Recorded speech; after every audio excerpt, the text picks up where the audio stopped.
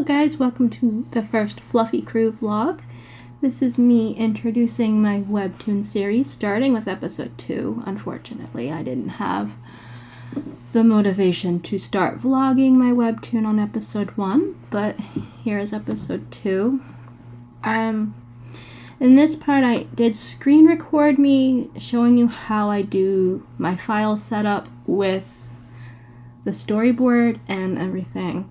So, just to take it in, I do start with a big storyboard file, and then as I finish the rows that I have set up in that file, I crop it to the strip size, and then I break it into the Webtoon pages, as I'm calling it, so that way it works in a different way.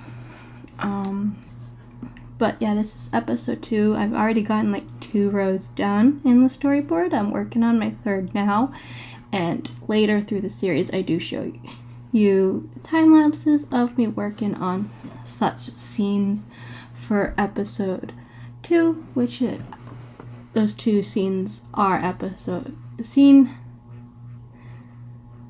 7 and 8, I believe. But moving on. Here I am right now cropping it to the strip, making sure that those lines that I had in my storyboard are gone, so that way it doesn't mess me up too much. And then I make like this size for the page in a document that I crop, that I have a color pink for now because I am working on Nikki's scenes. You'll know more about Nikki as I go further into these vlogs, but yeah. I use those to block off each section for the pages that I need to crop, and it makes it a little easier sometimes. Sometimes I do have to turn off both sections just to make sure that I have it lined up right, but this is my process and I find it works easier. The only thing I would change is the way I do my drawings.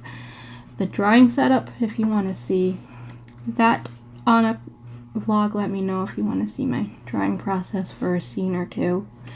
But yeah, well, right now I have a file for the strips, so that way if something goes wrong with my cropping, I have that to back me up.